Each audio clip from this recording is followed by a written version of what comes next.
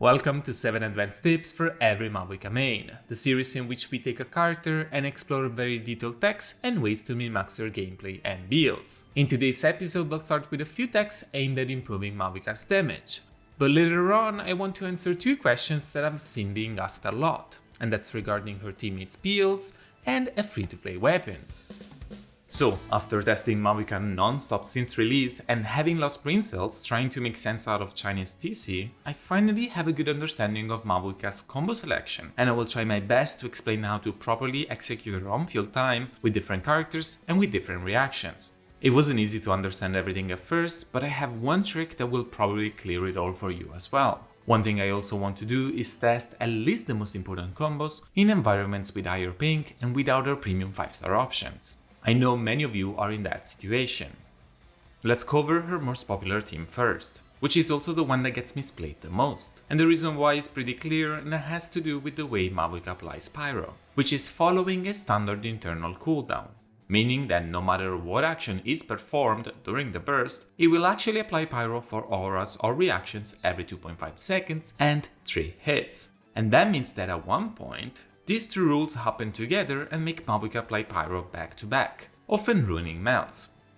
We will mostly focus on charge attacks simply because they deal more damage. The available combos range between a minimum of 3 melts, or honestly even 0, and a maximum of 6. And when going on to calculate our damage, an optimal execution can be more than 40% better than just making donuts. What I did here was frame count everything that is happening in one of my video examples, and this will hopefully make it as easy as possible for you, the viewer, to understand what is going on in a more advanced combo. But I will also cover something very easy right after. Here Silali, thanks to her skill and burst, will apply cryo 3 times in a row, and that's our setup. First she does it with the skill, then with the burst, which applies strong cryo and generally wipes out any aura from the enemy, and right after it will apply cryo again. From now on, every 1 second she deals damage, but every 2 seconds her internal cooldown will kick in, making her actually apply cryo.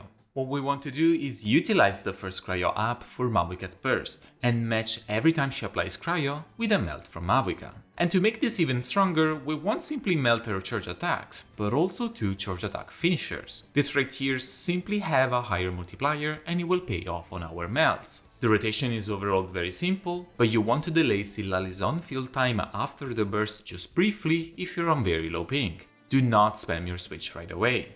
Once our burst is cast and melts, it's time to do 3 charge attacks, with only the first one melting. Silali applies cryo again, and here what we will do is delay our charge attack finisher, which is performed by letting go of your attack button. One cue that will help you out is to wait for Mavuika to be close to the camera. If done correctly, she will land after Silali's off-field application. I know this sounds very tech, but remember the cues I'm giving you, and I promise it is not hard to do at all. Going on with dash, which you honestly don't have to, it's just a good way to reposition and to squeeze in some free damage. And finally 3 more charge attacks. If you dashed, the second one will melt. If you didn't, the third one will. Finisher again, and that's another melt. Now you could honestly just switch.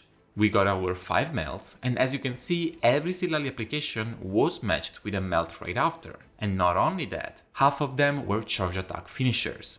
However, the rest of the combo lines up perfectly for an 18 seconds rotation. We do lose a few buffs, but technically not all of them. If you want to continue, we can dash again, charge attack and charge attack finisher. This will match Silali's very last cryo application. So quick recap, delay Silali switch just briefly before going into Mavuika. Burst, 3 charge attacks, delayed finisher, dash or not, 3 charge attack finisher. If you want to continue, dash, charge attack finisher. Now, if you need something much easier, you can just spam your switch after Silali burst. Mavuika burst and then wait for cryo to be on the enemy. Or another cue would be to wait for the bike to touch the ground. Do 4 charge attacks, jump to give Silali time to apply cryo, and charge attacks again. It's really the easiest combo you can do. However, it has a timing problem if you don't delay your switch, and we're melting charge attacks only, and not the finishers. There are also a few more alternatives, some of which make you not interrupt your rotation with a silly jump, but they require you to delay the combo even further or have very precise timings. And at that point, I'd argue that you might as well just learn the advanced combo.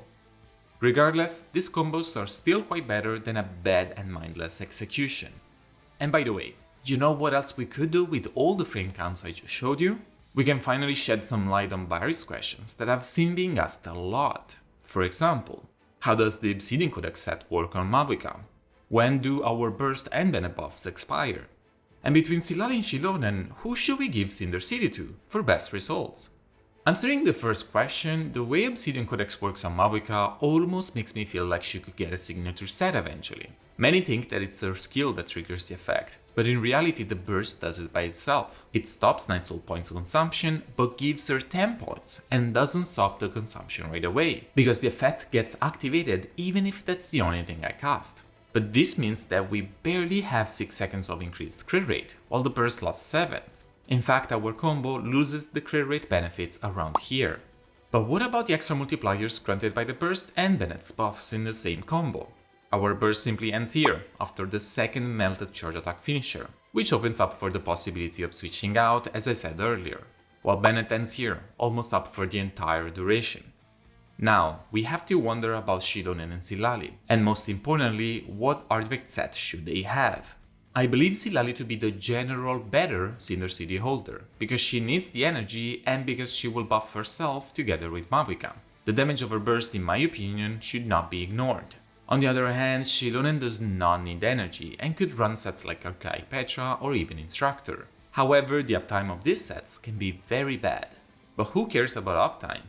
The real question is how much damage each combination gives us. So here's the answer. The most damage for Mavuika is given by having Scrolls on Shilonen, Archaic Petra on Bennett, and Instructor on Silali.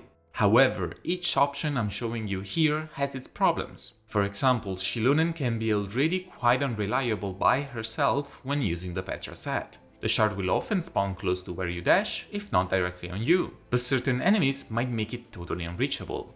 Imagine having to dodge the shard now and having to pick it up with Bennett. That's much worse. Instructor sounds like a great option, but it's pretty unusable on Shilonen, since the uptime might not even cover Mavuika's burst. On Silali it definitely works and even has great uptime, but of course we're trading her damage, her overall stats and most importantly energy recharge, which is quite mandatory and a high requirement for this team. And lastly, of course these results are not absolute and might change depending on your exact build and artifact available. This is the combination I personally like to run. For the next tip, I want to talk about non-premium options in melt teams and your combo in Vaporize or reactionless teams. My favorite option for the melt teams is going to be Rosaria. You can slightly modify her rotation so that you make sure more pyro is removed by simply casting her burst before the skill. If you want a more precise timing window, it would be to wait after a Mavuika skill trigger to cast Rosaria's skill. However, generally the rotation you have been seeing on screen works without doing that. Either the easy combo or the more advanced one will work just fine. The only problem with Rosaria is the enemy moving out of your circle and having her constellation too. Characters like Ganyu, Charlotte C6 and Shen-He can technically also sustain a Mavuika combo or close to it, but depend on very particular executions or even enemies. For example, Ganyu's application is pretty bad, but the enemy hitbox will influence the amount of hits she delivers. I generally avoid these characters by themselves, just like Diona, who can only really function together with another cryo unit, unless all you care about is 1 or 2 melts. One last option is Keia. He can also sustain a full rotation. Technically C6 is not necessary and I was able to get consistent runs at C0. However, weakening the aura with someone else or casting a skill after Mavuika skill up helps the setup quite a bit. Additionally, the enemy box will play a big role here as well, making Keia pretty unreliable overall. Just imagine being against multiple enemies. Silali and even Rosaria would just be easier to manage. For Vaporize, how well you play doesn't impact Mavuika's damage too much. Pyro on Hydro is a reverse reaction. It consumes less aura, which just makes it easier. But one particular detail here is that bursts like the one of Yelan and Zinchu can be triggered by the starting animation of a charger attack. And this makes a fantastic combo spamming 2 charge attacks followed up by a dash repeated for the entire burst duration. This not only ensures that we get as many vapes as possible, but also that they fall on charge attacks rather than dashes. This is also an absolutely great combo for reactionless teams, and it's better than simply spamming charge attacks. But now, let's say you want to try all the new findings of this video, but your ping looks like this. I tested the main 2 melt combos on an Asia account, which for me in Italy equals to more than 250 ms. And the one trick that helped me a bit was to weave in normal attacks with Sillali. The thing with Genshin is that using skills or bursts pauses the switch option, naturally, but attacking does not, which means you can switch first and then press your attack button. The switch will open as soon as the server knows that you want to do that, but with enough ping, the normal attack will be accounted for anyway. And this is not even totally necessary, it's more to help you fight Mavuika skill triggers, because every switch will shift your rotation slightly, and I couldn't possibly test every ping scenario or rotation. But I can tell you that any combo done by Mavuika afterwards is client-side, so the ping doesn't matter during the actual execution. Now I want to briefly talk about a free-to-play option that generated a bit of confusion. Mailed Flower in the calcs I showcased in my guide was performing very poorly, and that is because we decided to not consider its effect during the burst, which hurts it quite a bit. And the thing is that with a faster rotation, here we don't even cast Shilonen's burst, the effect runs out by the time our burst deals damage, and it does not get refreshed while Mavuika is off-field. Which means that in teams that are a bit slower or with slower execution, it would be even worse. However, there are things you could do, even in this team, to make it fit. And since Mavuika's burst is so front-loaded, if you're using this weapon, you probably will want to adjust your rotation. One example is to start with a Bennett skill, then go to Shilonen, Mavuika for the skill, into Bennett, which also gets all those nice pyroparticles, and then Sillali. This will make the effect last longer enough for the burst, which will trigger it again and basically make Mailed Flower's effect always up. Closing out, let me know if you want a part 2 of this video, because there are so many more tips and discussions we could have. We didn't even touch on all the possible uses as a support, and there are also few techs her Naton teammates can use to boost the amount of fighting spirit she gets. Thank you so much for watching, support me and my work with a like or a sub, and see you next time.